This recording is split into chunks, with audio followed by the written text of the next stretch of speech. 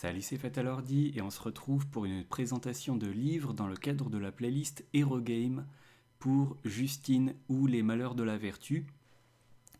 Alors, je vous présente ici la page Wikipédia parce que je l'ai lu sur Amazon Kindle, donc en version numérique. C'est une œuvre qui est dans le domaine public, donc elle est entièrement gratuite, voilà. Ou alors, après, je pense que vous pouvez la trouver aussi en version papier, mais dans ce cas, ce sera payant. Donc, c'est un roman du Marquis de Sade dont je vous ai déjà parlé rapidement. C'était dans la vidéo d'introduction à la playlist Hero Game. Je vous avais parlé de son autre roman Infamous, on va dire Les 120 journées de Sodome, que je n'ai pas eu l'occasion de vous présenter. Je le possède en édition physique, mais c'est une édition que j'aime pas du tout. Et j'avais une autre édition qui était mieux, mais je l'ai offerte à une collègue. Oui, c'est ceux qui connaissent le livre, c'est chelou, je sais, mais bref. Et donc, ouais, les 120 journées de Sodome, j'ai pas encore eu l'occasion de vous le présenter. J'aimerais en faire une vidéo parce que ça reste quelque chose d'intéressant, je pense, et j'aurais aimé pouvoir le comparer avec ici Justine, mais bon, du coup, on aura l'occasion d'en parler vite fait. Donc ouais, globalement, ce sont des œuvres. Donc pour rappel, le marquis de Sade, c'est lui qui a donné son nom de famille, Homo sadisme. Donc c'est des choses pas très catholiques et c'est le moins qu'on puisse dire vu de quoi il est question dans ce livre notamment. Et donc ouais, globalement, c'est un petit peu les œuvres et l'auteur qui ont inspiré tous les jeux et les visual novels dont je vous parle et dont je vous ai déjà parlé dans la playlist Hero Game. Donc c'est pour ça que c'est quelque chose qui est important historiquement. Après, je vous avoue que là, je suis plus ou moins sorti de ma période fascination de Sade. Je laisse ma fini la vingtaine, place à la trentaine, donc voilà, on se calme un petit peu. Et je vous avoue que là, j'avais envie de lire un livre pour mes vacances, et du coup, je me suis dit, allez, on va se faire un petit ça, histoire de voir, vu que j'avais plutôt apprécié les 120 journées de Sodome en tant qu'œuvre littéraire, j'avais envie d'en voir un petit peu plus. Sauf que psychologiquement, émotionnellement, moralement, j'étais pas du tout dans le contexte qu'il fallait, pas du tout dans le bon mood. Donc là, je vous avoue que je suis un peu secoué. C'est pas la chose que je recommanderais. Voilà, si vous vous sentez pas bien, si vous avez pas le moral, voilà, c'est pas le genre de livre que je vous recommande, honnêtement. Voilà, j'ai quand même la force de vous en parler, mais franchement, c'est chaud.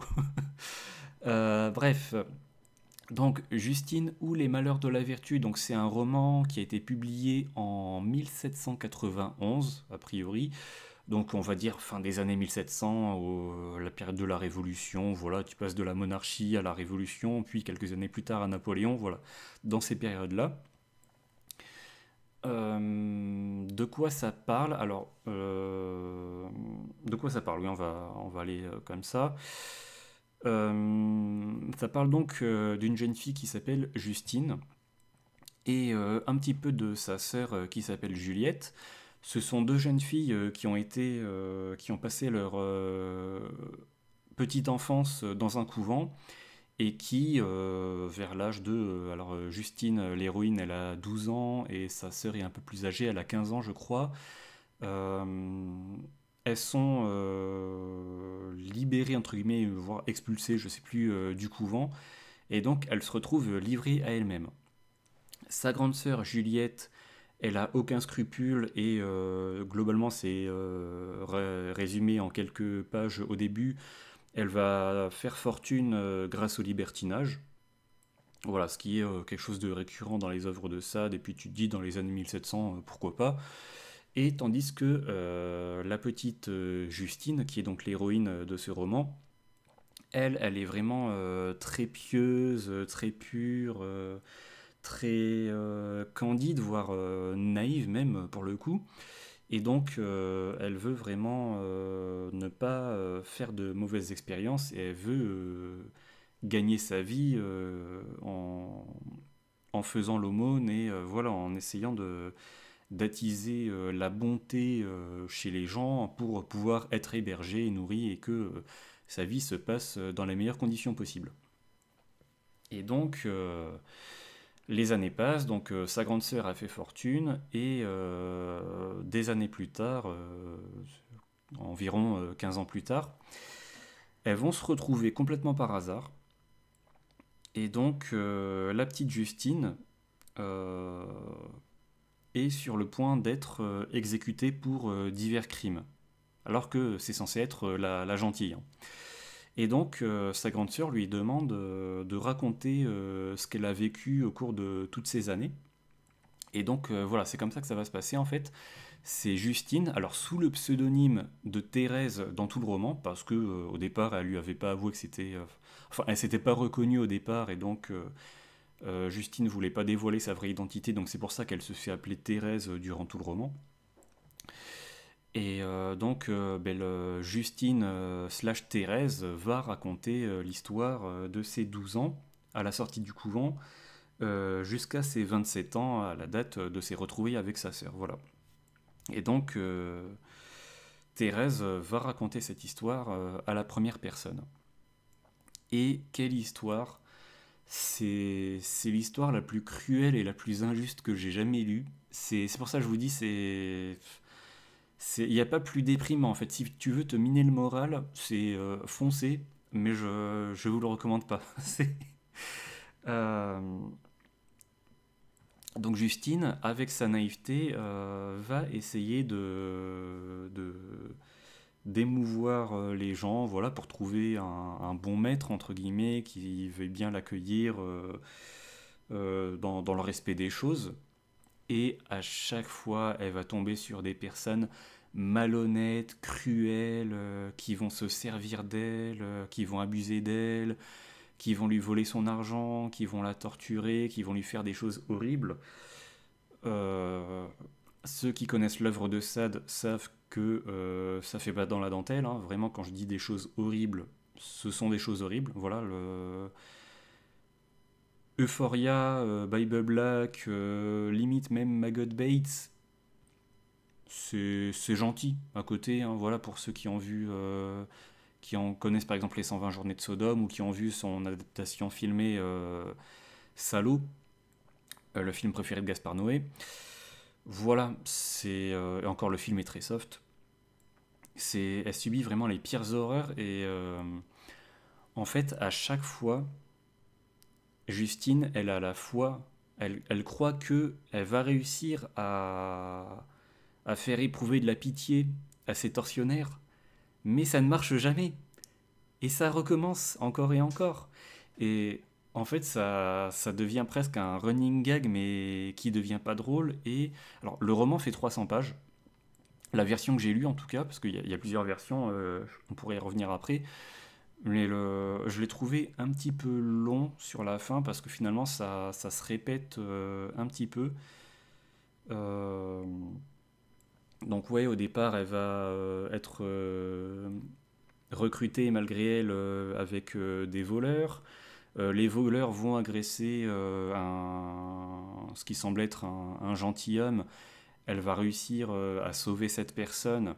Qu'est-ce qu'il va faire pour la remercier? Il va la violer dans les bois.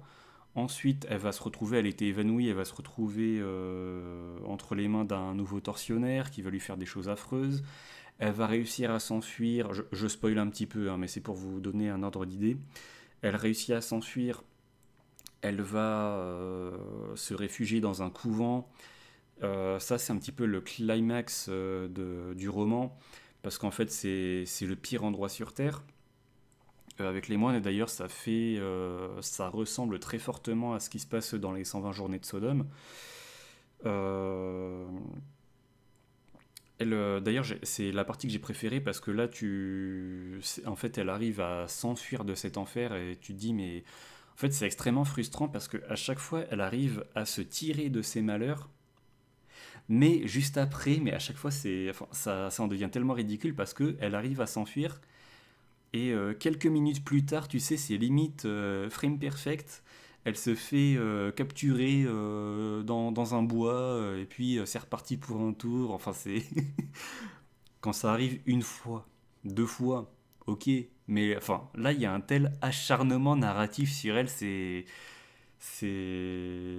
ridicule, mais c'est même pas ridicule à ce point-là, c'est juste déprimant, quoi, parce que tu te dis, mais en fait, ton roman, tu le fais durer, mais ça sert à rien, quoi, c'est arrêter cet acharnement, quoi, ça n'a aucun sens. Donc ouais, le passage du monastère, c'est un petit peu le climax, c'est l'éclipse, on va dire, pour faire une comparaison avec Berserk, de l'œuvre, je trouve, parce que c'est la partie la plus extrême, et voilà. Enfin, disons que c'est celle qui est la plus mise en avant, je trouve.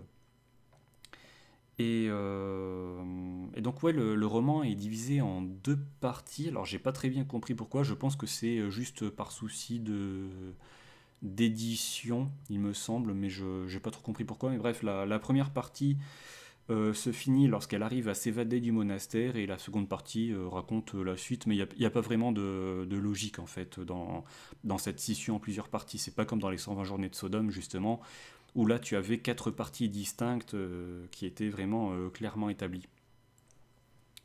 Et donc ouais, la différence justement, je pense que c'est le bon moment pour comparer les deux œuvres. Euh, Là où les 120 journées de Sodome, c'était vraiment... je trouve que mon ressenti était complètement différent. Peut-être parce que c'était aussi ma première expérience des œuvres de Sade et que j'étais plus dans le mood à l'époque. Mais les 120 journées de Sodome, c'était vraiment juste... c'était plus graphique, mais moins dans l'émotion, en fait. C'était beaucoup plus pragmatique. C'était plus une liste de faits et qui était narré avec une précision mathématique. Et tout ce qui était de l'organisation, des quatre amis, de tout le contexte en fait. Tandis que là, Justine, c'est vraiment plus dans l'émotionnel. En tout cas, moi, ça m'a beaucoup plus touché.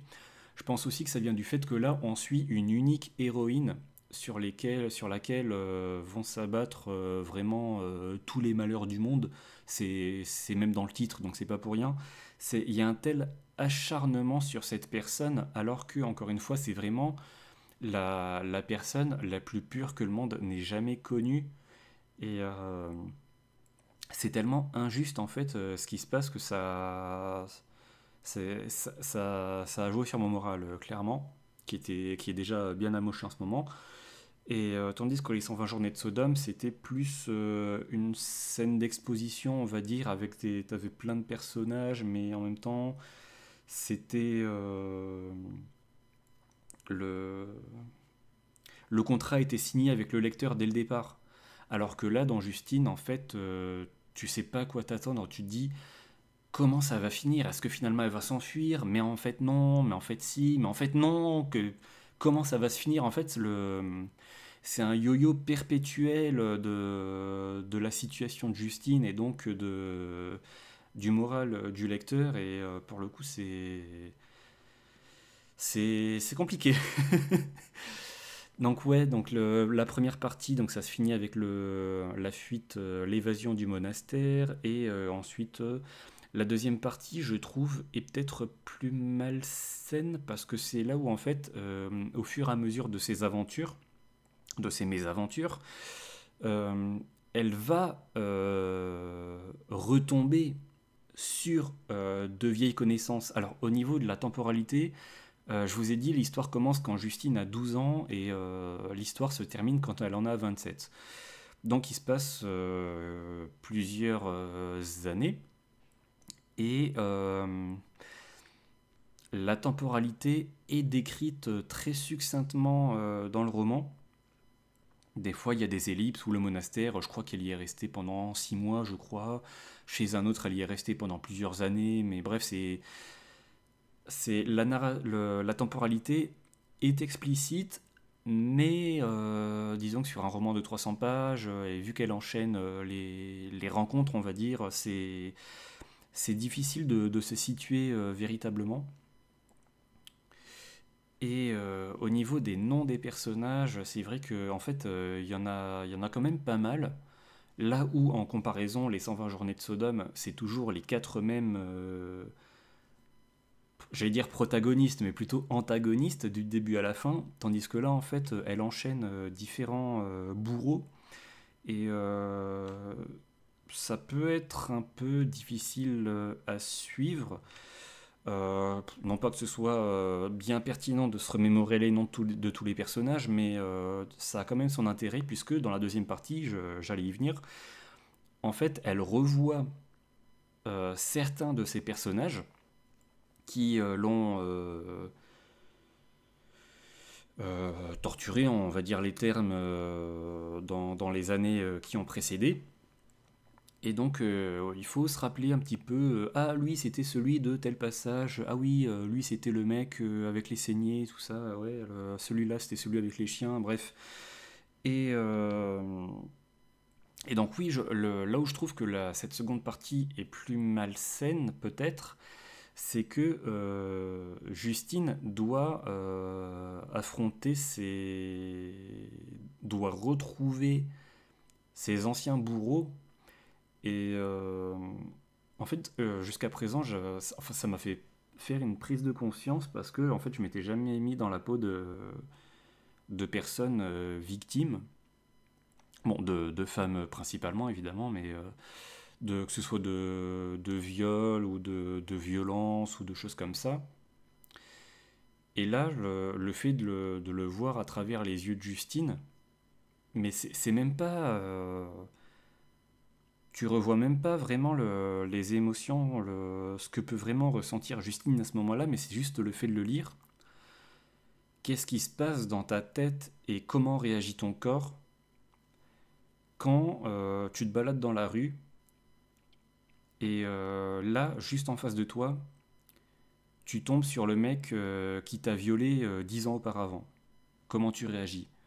Et j'avoue que c'est quelque chose qui m'a assez perturbé. Et donc, ouais, la deuxième partie est malsaine dans le sens où non seulement Justine revoit, soit par hasard, soit plus ou moins volontairement, ses anciens tortionnaires, parce que au fur et à mesure de ses mésaventures, comme je vous l'ai dit au début de l'histoire, quand elle retrouve sa sœur à la fin de l'histoire, en fait, elle est condamnée pour divers crimes pour lesquels elle est inculpée, à tort ou à raison. Ça, après, je ne vais pas tout spoiler, mais bon, évidemment, vous doutez bien que, vu que Justine, c'est la fille parfaite, évidemment qu'elle est innocente, mais bon, ça, après, c'était une époque, on va dire, où c'était la présomption de culpabilité, hein, donc tant que tu n'arrives pas à prouver que tu es innocent, c'est toi le coupable.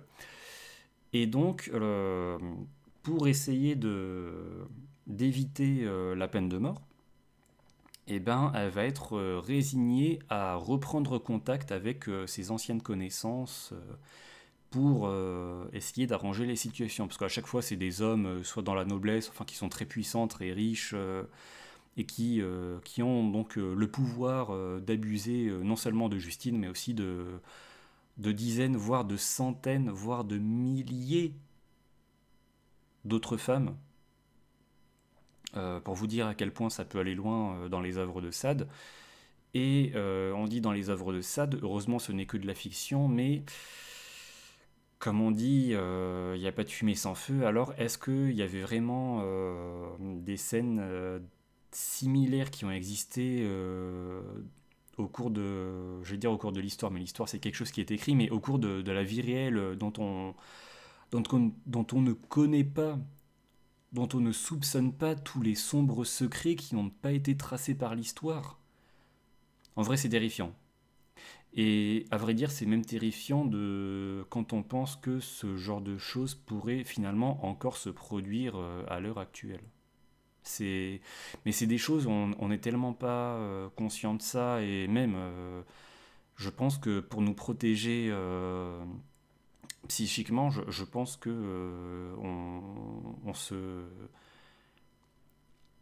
on peut se faire la politique de l'autruche et ignorer plus ou moins inconsciemment le genre d'atrocité qui peut y avoir de par le monde, parce que sinon, si tu te prends tous les malheurs du monde dans la tête, ben, tu exploses, quoi, c'est pas possible. Voilà, bref. Bon, comme vous l'avez compris, je suis assez retourné par cette lecture. Donc, euh, et donc, comment se finit l'histoire? Alors, sans vous dire exactement ce qui se passe, je trouve que la fin est clémente. Voilà, je trouve que c'est une bonne fin. C'est pas la fin la plus heureuse, mais au final, je pense que Thérèse Justine euh,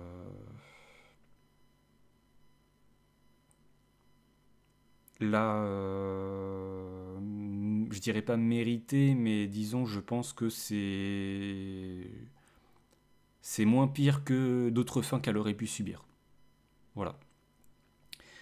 Et c'est vrai que j'étais dans le doute jusqu'à la fin, puisqu'il y a tellement eu cette alternance de j'arrive à me sauver, mais je me refais capturer juste après, pour subir des sévices encore pires que celles que les précédentes, que à la fin, en fait, j'y croyais tellement pas.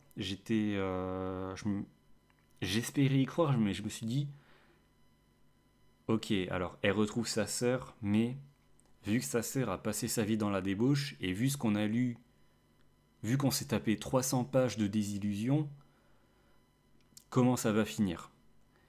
Et à la fin, ça m'a tellement touché, j'ai eu les larmes aux yeux. Et, euh, et donc, voilà, ça finit, voilà. Euh, et donc, Justine, comme je vous l'ai dit, à chaque fois, envers ses tortionnaires, elle va essayer de les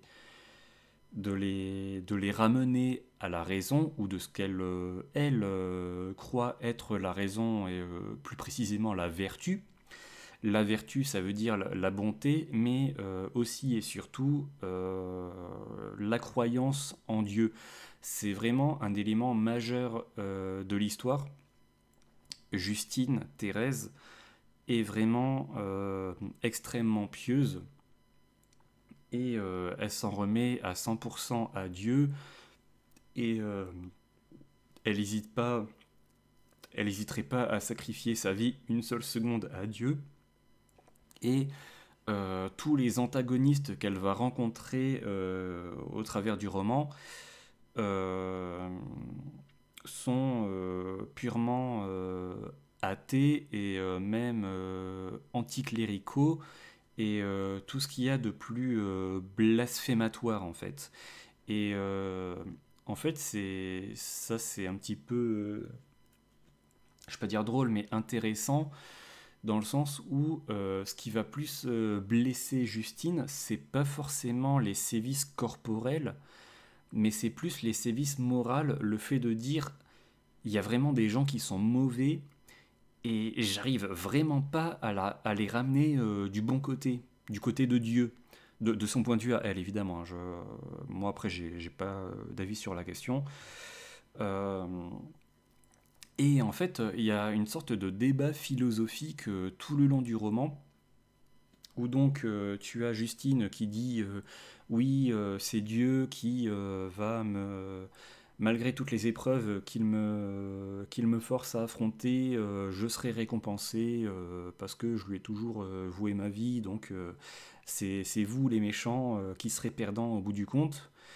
Et de l'autre côté, tu as les tortionnaires qui lui disent, avec de nombreux sophismes, hein, le mot est utilisé plusieurs fois dans le roman, des deux côtés, hein, que ce soit du côté de contre Justine de la part des tortionnaires, ou contre les tortionnaires de la part de Justine.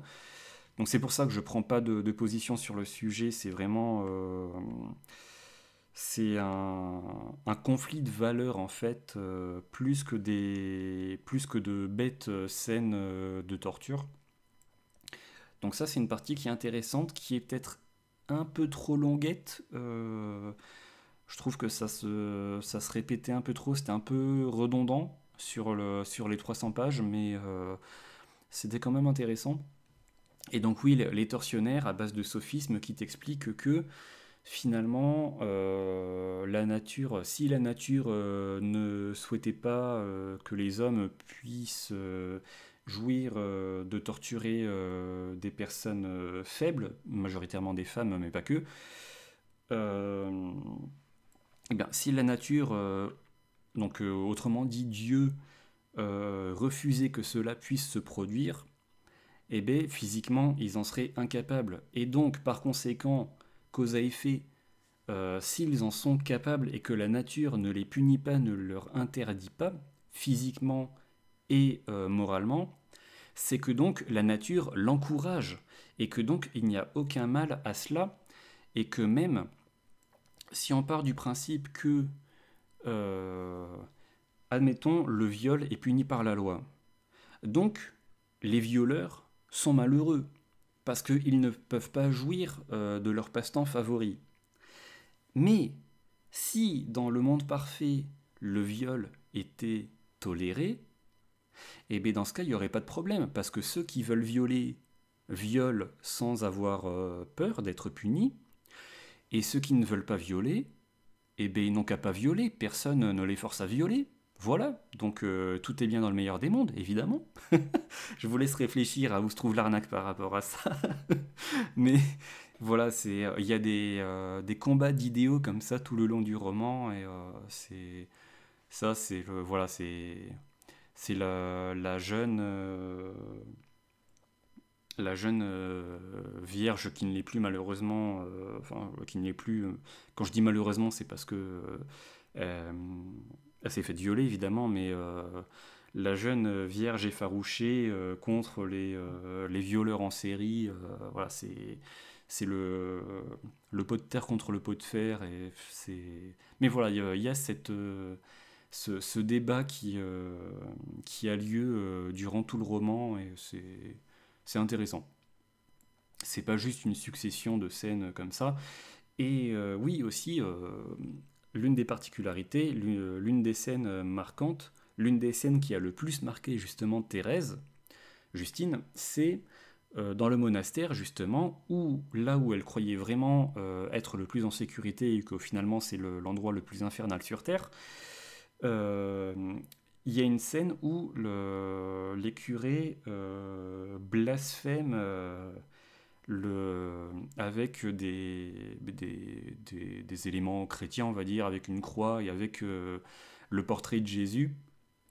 Et c'est la scène où, enfin moi de ce que j'ai ressenti, c'est le passage où Justine a été la plus malheureuse et la plus choquée en fait.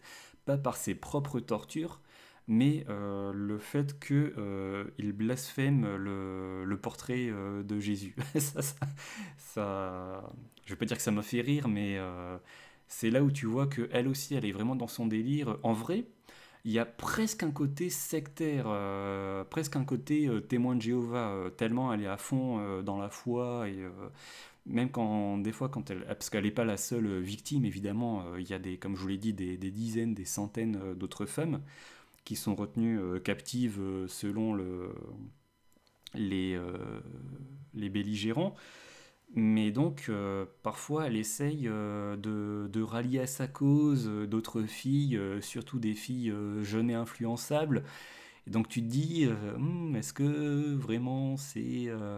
Enfin voilà, tu sens qu'il y a aussi une part de manipulation de son côté, malgré elle, hein, voilà, mais c'est intéressant, voilà. Le, voilà.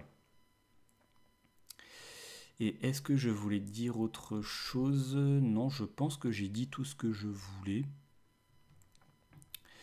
Et donc, pour finir, ouais, au niveau des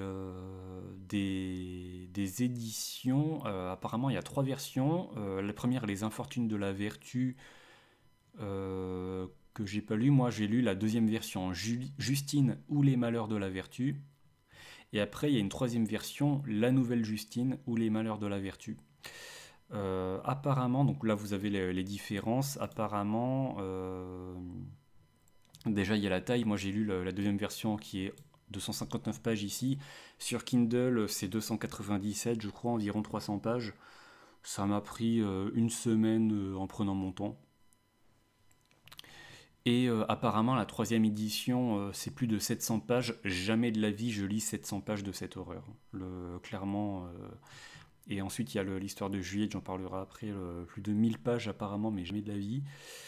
Euh, et apparemment, ouais, dans la dernière version, c'est donc amplification. Il y a plus de prolonger les dissertations idéologiques. Voilà, c'est exactement ce dont je viens de vous parler. Et voilà. Et apparemment, il y a des gravures qui ont été faites aussi, mais je ne vais pas les mettre en gros plan pour des raisons évidentes. Le vocabulaire aussi est différent apparemment entre les versions. Retenu dans les deux premières versions, emploi de périphrases, d'allusions, et est ouvertement obscène dans la nouvelle Justine. Alors ça, c'est quelque chose que j'ai apprécié, parce que moi j'ai lu la version 2, donc dans les premières versions. Autant dans les 120 journées de Sodome, ça tenait plus de la seconde version, c'est-à-dire un vocabulaire extrêmement cru, extrêmement factuel, qui dit les termes, que ce soit les différentes parties de l'anatomie, que ce soit enfin, toutes les pratiques, en fait, c'est vraiment extrêmement cru. Tandis que dans la version que j'ai lue, c'est vraiment une version à langage soutenu qui est narrée, comme je vous l'ai dit, à la première personne par Thérèse elle-même, et donc avec justement le fait que c'est une fille une, une bonne fille, on va dire, ben, elle utilise le vocabulaire qui lui correspond. Et tandis que là, c'est ce qu'on voit après dans la narration, Justine est narratrice de ses malheurs. Le vocabulaire de la jeune fille et ses réticences morales limitent son évocation des passions dont elle est victime. Alors elle raconte quand même pas mal de choses. Euh, et elle perd la parole dans la nouvelle Justine. Le récit devient objectif. Aucune nécessité narrative ne bride plus les descriptions de violence et d'orgie. Voilà. Donc là, ouais, apparemment dans la troisième version, la nouvelle Justine a une narration beaucoup plus proche des 120 journées de Sodome. Tandis que là, dans la version que j'ai lue, c'est vraiment un vocabulaire soutenu et très élégant. Et en vrai, ça fait plaisir de lire du bon français de temps en temps, ça fait du bien. Et ouais, t'as vraiment des périphrases, des allusions du genre, tant que j'essaie de me souvenir, la légère mousse qui couvre le temple de Vénus et l'autre chemin interdit rempli par euh, par les inflammations, voilà, vraiment des termes qui sont assez évocateurs, mais en même temps qui sont très élégants et juste l'histoire en elle-même était très, enfin l'écriture en elle-même était très agréable à lire. Voilà. Et je pense que nous allons nous arrêter là. Après, voilà, il y a les bails de l'époque, comment il a été. Alors là, vous avez un résumé complet, et là, vous avez les critiques de l'époque, le métascore, voilà, comment il a été perçu par le public à l'époque. Et voilà, je pense que nous allons nous arrêter là. Donc Justine ou les malheurs de la vertu, extrêmement éprouvant. Si j'avais su, je sais pas si je l'aurais lu. Alors évidemment, je ne vais pas lire la version 3. J'ai vraiment pas envie. Je sais pas si elle est dispo sur Kindle, je crois l'avoir vue, mais je suis pas sûr. Et après, il y a aussi l'histoire de Juliette, sa sœur. Parce que oui, comme je vous l'ai dit au début, c'est l'histoire de deux sœurs. Donc dans Justine, Justine raconte son histoire, et dans l'histoire de Juliette, apparemment, c'est l'histoire de sa grande sœur. Donc c'est elle qui s'est, euh, comment dire, qui s'est accomplie à défaut d'un autre mot, dans le libertinage et qui a fait fortune. Et voilà, alors je sais pas si ça va jusqu'à sa retrouvaille avec Justine ou si ça s'arrête avant ou après. Mais là, a priori, ça va parler uniquement de libertinage et du coup, ça m'intéresse beaucoup moins, voire pas du tout, en vérité. Mais voilà, si vous voulez l'autre côté du miroir, cette œuvre existe aussi. Et voilà, on s'arrête là pour cette vidéo. Ben, j'espère que la présentation que j'ai essayé d'en faire vous aura plu néanmoins. De mon côté, en ce qui concerne Hero Game, alors en ce qui concerne les visual novels, en cours de traduction, il y a Dead Days qui est bientôt fini. Ça c'est très cool, c'est chez Clock Up, c'est par les développeurs de Euphoria et Emma God Bates. Donc Dead Days, je l'attends vraiment beaucoup. Il y a aussi Rant 03 qui est également en cours de traduction, il me semble. Donc voilà, c'est des petits jeux que j'attends. Dead Days, j'ai un peu peur que ce soit tristouné aussi, un petit peu comme l'avait été Maggot Bates, j'attends de voir. Rant par contre, j'attends parce que là au moins, même si c'est toujours dans le cadre des Game, donc ça reste des choses pas très catholiques. Maintenant vous comprenez pourquoi j'ai apprécié utiliser cette expression-là. Mais au moins dans Rance, il y a de l'humour, c'est plus léger, c'est plus japonais. Donc voilà, nul doute que je passerai un meilleur moment que, au moins pour ma santé mentale, que en lisant du SAD, clairement, voilà. Et donc, en attendant, je vous dis salut et à la prochaine!